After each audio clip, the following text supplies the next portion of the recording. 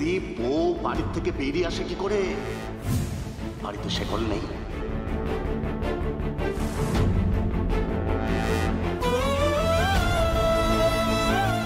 আমার বাপ আমাকে শিখিয়েছে এই গরু আর গরু দুটোরে বেঁধে রাখতে হয়।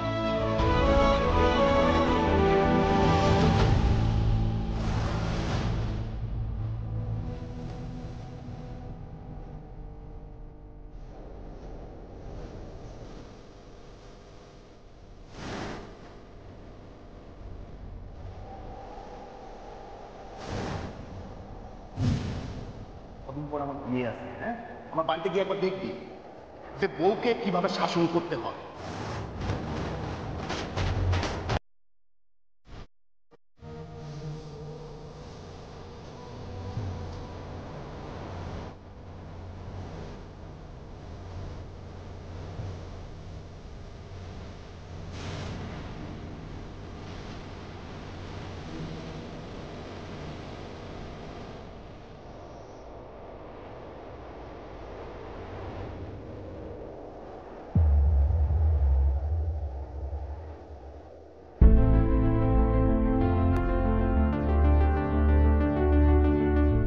সোম,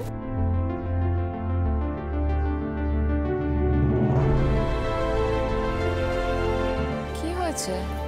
মুখ গরম লাগছে কেন? চুপ করে আছো কেন সোম? রত্নার কিছু হয়েছে? রত্না ঠিক আছে তো? ও তো এখন ভালো আছে, ওকে নিয়ে চিন্তা করো না এত। রত্নাকে নিয়ে চিন্তা করার সময় এসছে পার্বতী। তার মানে কি বলতে চাইছো তুমি? আজ এমন কিছু দেখেছি, এমন কিছু শুনেছি যার পরে আমাকে সবকিছু নতুন করে ভাবতে হচ্ছে। সোম, আমাকে একটু পরিষ্কার করে বলো কি হয়েছে। বলছি বউ বাড়ির থেকে বেরিয়ে আসে কি করে? বাড়িতে শেকল নেই। আমার বাপ আমাকে শিখিয়েছে এই গরু আর গরু দুটোরে বেঁধে রাখতে হয়। কদিন পর আমার বিয়ে আছে, হ্যাঁ, আমার বাড়িতে গিয়ে একবার দেখবি যে বউকে কিভাবে শাসন করতে হয়। এই কারণেই তো যখন দাদার সাথে রত্নার বিয়েটা ঠিক হয়েছিল আমি তোমার কাছে ছুটে গেছিলাম বিয়েটা আটকানোর জন্য। এখন নিশ্চয়ই বুঝতে পারছো আমি কেন করেছিলাম। তুমি সবকিছু আমাকে আগে বলনি কেন? বলতাম তোমায় সোম নিজের বাড়ির কেচ্ছার কথা। কি বলতাম তোমায় যে আমার বাবা মনে করে যে মেয়েদের স্থান পুরুষ মানুষদের পায়ের তলায়। আর আমার দাদাও ছোটবেলা থেকে সেটাই শিখে বড় হয়েছে। এই রায় বাড়িতে মেয়েদের মত প্রকাশের কোনো অধিকার নেই সোম। তারা বিনা মাইনের কাজের লোক ছাড়া আর কিচ্ছু নয়।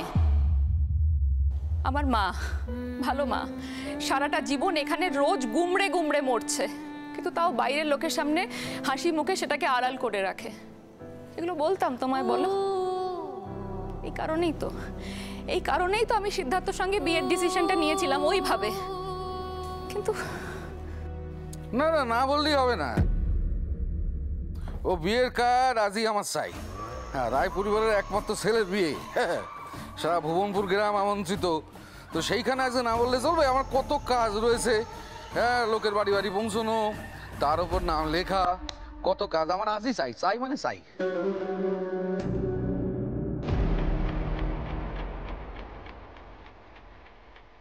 কি রে সোম, তুই এখনো বাড়ি যাসনি? তোর সাথে আমার কিছু কথা আছে। কথা আছে? বল কি কথা? রত্নার ব্যাপারে আপনার সাথে কিছু কথা আছে। হো বুঝেছি। সকালে মাথা গরম করে বলে ফেলেছিলাম অনেক কথা। হ্যাঁ, কিন্তু তোদের ওপর আমার কোনো রাগ নেই। তোর তো আমার কাছের মানুষ। হ্যাঁ, এইটুখানি রত্না বেসাল করে ফেলেছিল। তো একবার এই বাড়িতে আসুক না বউ হয়ে, এই হেসেলগড় আর আতুরগড়, হেসেলগড় আর আতুরগড়, এর বাইরে কিছু ভাবতেই পারবে না।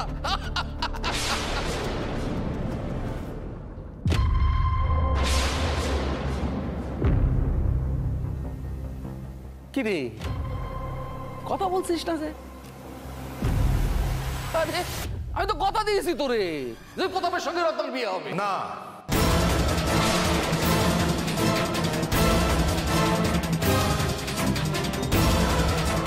প্রতাপের সঙ্গে রত্নার বিয়ে হবে না।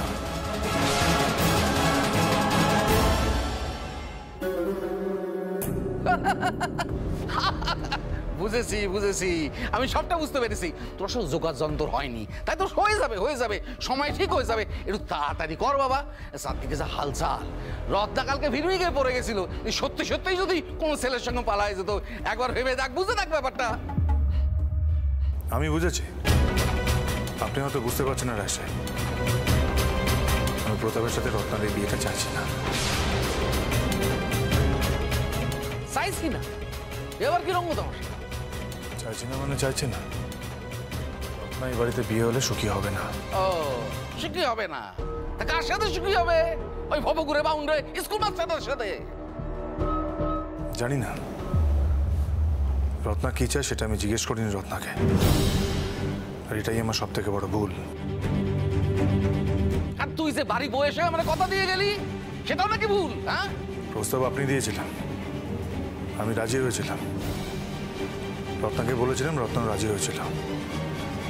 তাই ভুল যদি কিছু হয়ে থাকে সেটা রত্নার কাছে, আপনার কাছে নয়। বাহ, বাহ, বাহ, বাহ, বাহ, বাহ।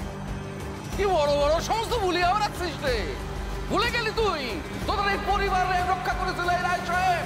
বেঈমান, অকৃতজ্ঞ কোথাকার একটা। ভুলিনি রায় সাহেব, মনে আছে, ভালো করে মনে আছে। আজ অব্দি আপনি যা যা বলেছেন তাই তাই করেছি, তাই জন্য তাই সব করতে গিয়ে আমার চার বোন কি চায় কি চায় না ওদের ইচ্ছেগুলো কখনো জানতে পারিনি। তাই আমি বলছি, রত্নার সঙ্গে প্রতাপের বিয়ে দেব না।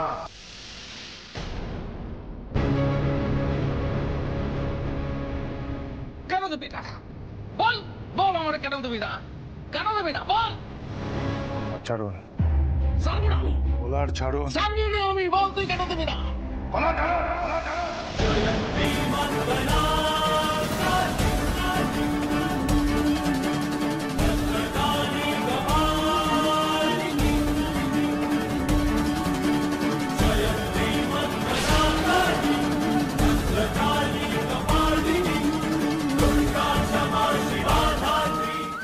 প্রতাপ রত্নার যোগ্য নয়, আর আপনি রত্নাকে এ বাড়িতে পুত্রবধূ করার যোগ্যতা অর্জন করেননি।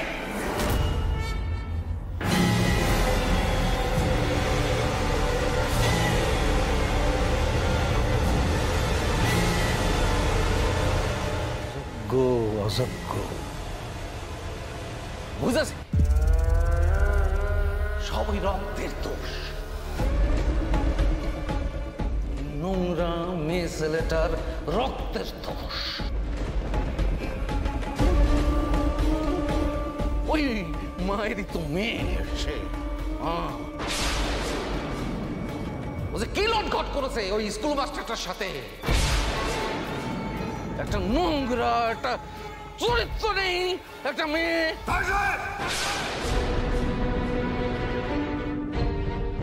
একটা কথা বললে কি করবি? কি করবি তুই আমারে? জিপটা টেনে ছিঁড়ে দেব। জানো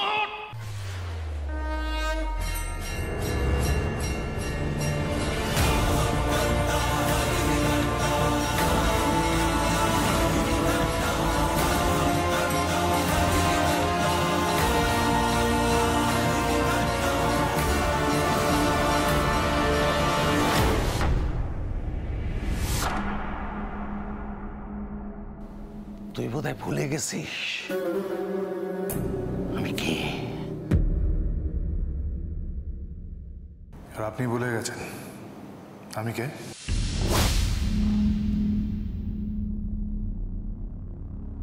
আমি হলাম একজন দাদা। যে বোনদেরকে আপনি আমার সামনে অসম্মান করছেন, সেই বোনগুলোকে আমি কোলে পিঠে করে মানুষ করেছি, দিলে দিলে বড় করেছি। তাদেরকে আপনি আজ আমার সামনে অসম্মান করছেন।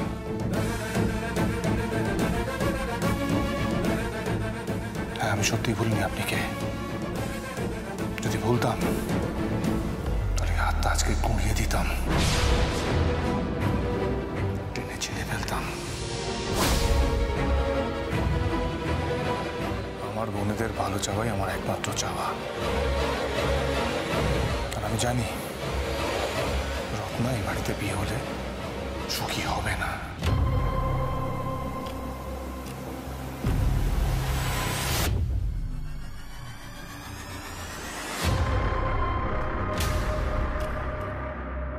আর এতদিন আপনি আপনার সিদ্ধান্ত শুনিয়ে এসছেন সকলকে, সবাই সেটা শুনেছে।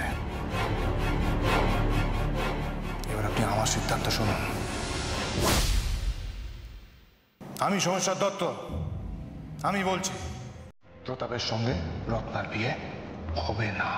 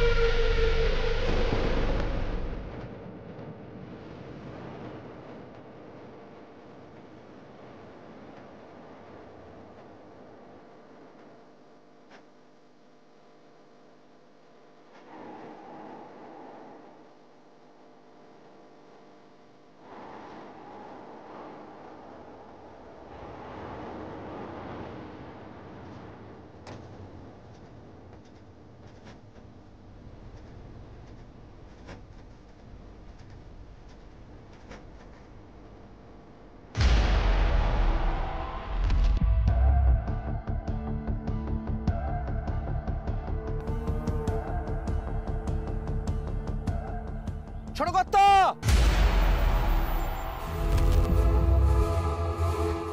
ছোট কর্তা, আপনি আপনি এখানে? আরে আমি তো আপনার কাছেই যাচ্ছিলাম। আপনি হলেন ভুবনপুরের ছোট সাহেব, রায় সাহেবের সুপুত্র, আর আপনার বিয়ের কার্ড কিনা এইভাবে রাস্তায় পড়ে আছে। এ তো অপমান। না মানে শুধু আপনার নয়, পুরো ভুবনপুরের অপমান।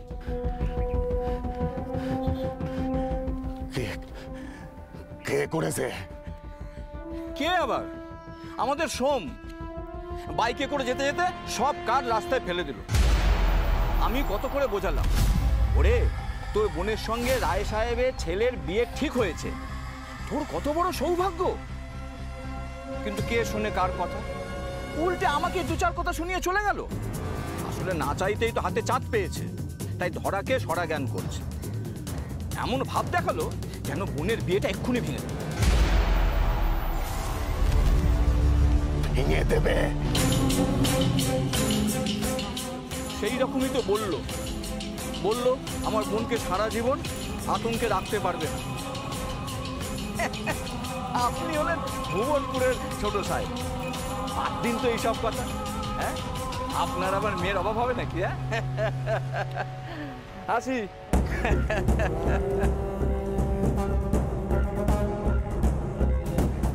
না, আমার মেয়ের অভাব নেই, কিন্তু রত্নাকেই আমার চাই, যে কোনো মূল্যে চাই।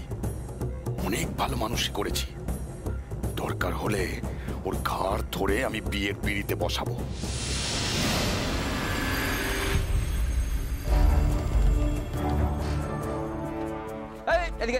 দাদা, ছোট সাহেব, এই সব এসছে, নিন আপনি বলে দিন।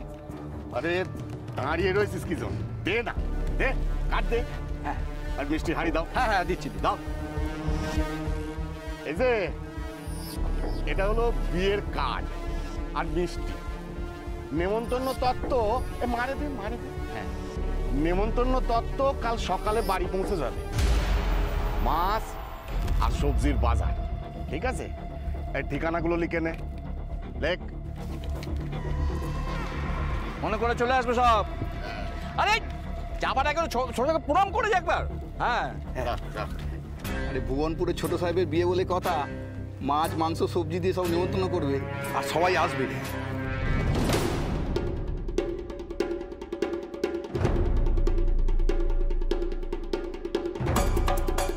এবার দেখবো কি করে বিয়েটা না দিয়ে থাকতে পারে।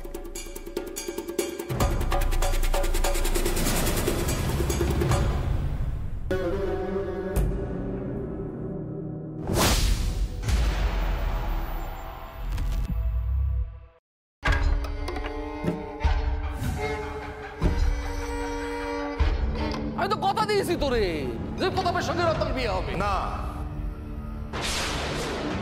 প্রতাপের সঙ্গে রত্নার বিয়ে হবে না।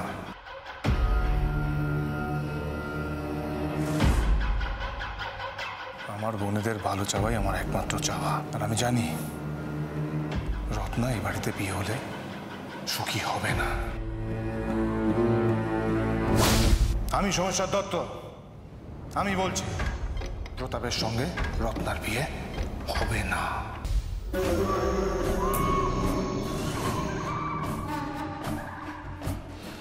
আরো জলটা জল রেখে যা।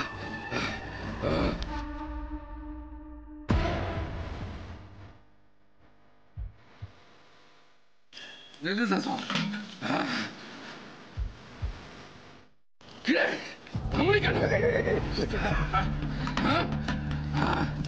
জল আন।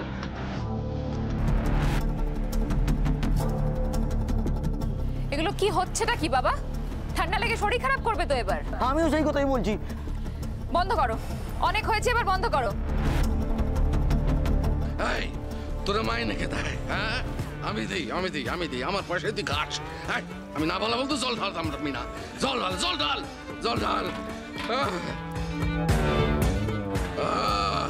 সারা ভুবনপুরের লোক আমার চোখের দিকে তাকাতে ভয় পায়। আর আমার চোখের দিকে তাকিয়ে কথা বলেছে, চোখে চোখ রেখেছে। হ্যাঁ সারা ভুবনপুর আমার পায়ের তলায় পড়ে থাকে আর সে আমার গায়ে হাত দিয়েছে, আমার সর্বাঙ্গ জ্বলে যাচ্ছে। জল ঢাল জল ঢাল জল ঢাল। এই খোলা জায়গায় এইভাবে ভিজলে তো ঠান্ডা লেগে যাবে। ঠান্ডা লাগুক তোমরা যাও, তোমাদের তো মনে হচ্ছে তোমাদের কিছু হয়নি, তোমাদের সুখে আছে আনন্দে আছো, যাও তোমরা চলে যাবে এখান থেকে। জল ঢাল জল ঢাল জল ঢাল জল ঢাল। মা চলে এসো, চলে এসো মা। কিসের জন্য এত চিন্তা করছো বলো তো? আজ নিজের চোখের সামনে যেটা দেখছি, নিজেকে তো স্থির রাখতে পারছি না পারু। বাবার দম্ভের এভাবেই শেষ হওয়ার ছিল। কিচ্ছু শেষ হয়নি রে পারু, এ তো সবে শুরু। এতদিন যে আগুনটাকে আমি দেখতে পাচ্ছিলাম, আজকে সেটা আমি দাবানল হতে দেখছি।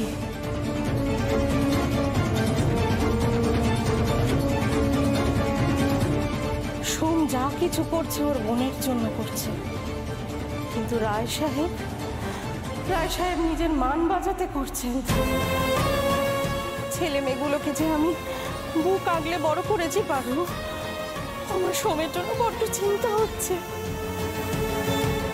তুমি একদম চিন্তা করো না মা, সোমের ওপর স্বয়ং মা ভুবনেশ্বরীর আশীর্বাদ আছে। তুমি দেখো কিচ্ছু হবে না।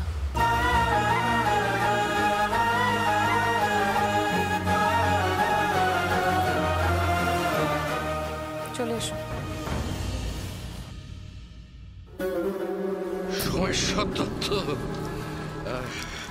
যে আগুন তুমি জ্বালাইছো সেই আগুনে তোমারে আমি জ্বালিয়ে পুড়িয়ে খাক করে দেবো, জ্বালিয়ে পুড়িয়ে খাক করে দেবো। তুমি আমাদের চেনো না, আমার নাম পার্থ সারথী রায়। জ্বালিয়ে পুড়িয়ে খাক করে দেবো তোমারে আমি, তুমি চেনো না আমারে।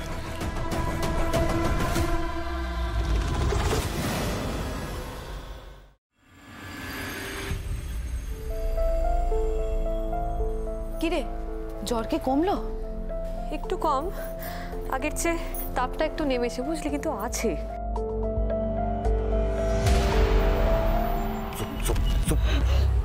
আর একটাও কথা না, হ্যাঁ? এরপর যদি আর একটাও কথা বলো তাহলে কিন্তু তোমার মাথা কামিয়ে মুখে আলকাতরা দিয়ে এই গোটা ভুবনপুর ঘোরাবো। আরে বিয়ের পর স্বামীরা হলো গিয়ে ভগবান। একটু একটু গায়ে হাত তুলেছে তো কি হয়েছে?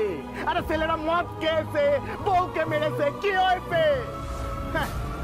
চুপচাপ এখান থেকে বাড়ি যা, যা, না হলে মেয়েদের স্থান যে পায়ের তলায়, জুতোর তলায়, সেটা আমার বোঝাতে একটু সময় লাগবে না।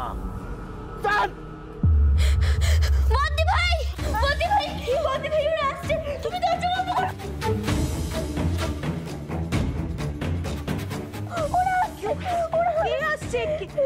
কে আসছে মা, কে আসছে মা? আমার মনে হয় না ও বাজারের ঘটনাটা এখনো ভোলেনি রে। হ্যাঁ রে, তারপরে তো বাড়িতে এসে ঝড়টা এলো বেচারার।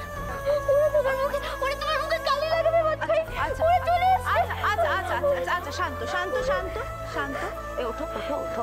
দেখো দেখো দেখো দেখো, এখানে মেজদি ভাই আছে, এদিকে দেখো এখানে ছোটদি ভাই আছে, আমি আছি, তুই আছিস, এই ঘরে দেখ আর কেউ নেই। দেখ দেখ দেখ দেখ, কেউ নেই।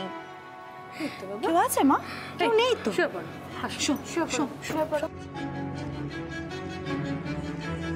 দেখি চোখটা বন্ধ বন্ধ। ও চোখ বন্ধ করলেও আমরা তো আর চোখ বন্ধ করে থাকতে পারি না বড়দি ভাই।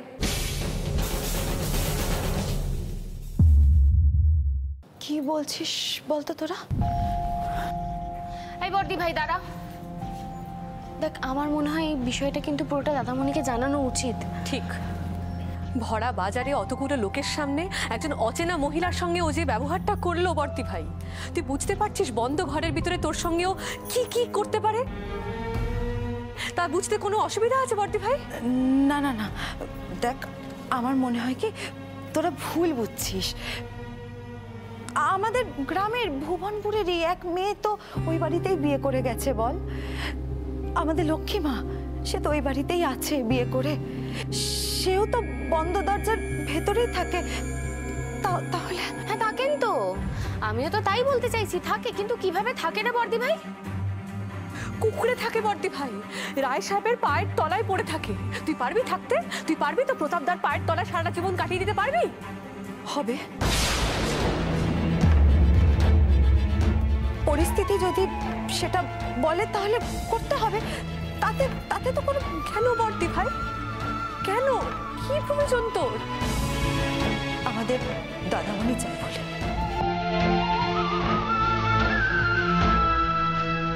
আর সব থেকে বড় কথা হলো, এই বিয়েটা হলে আমাদের পরিবারের ওপর থেকে সমস্ত কলঙ্ক ঘুচে যাবে।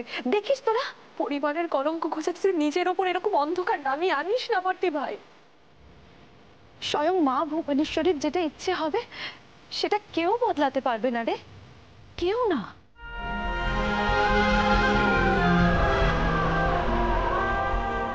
আর সব থেকে বড় কথা, দাদামণি এই বিয়েটা ঠিক করেছে।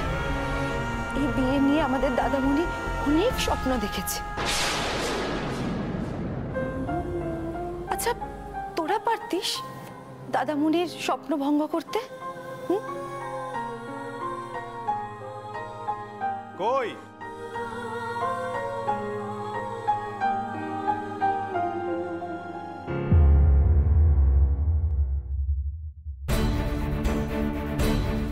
আমাকে পারতেই হবে।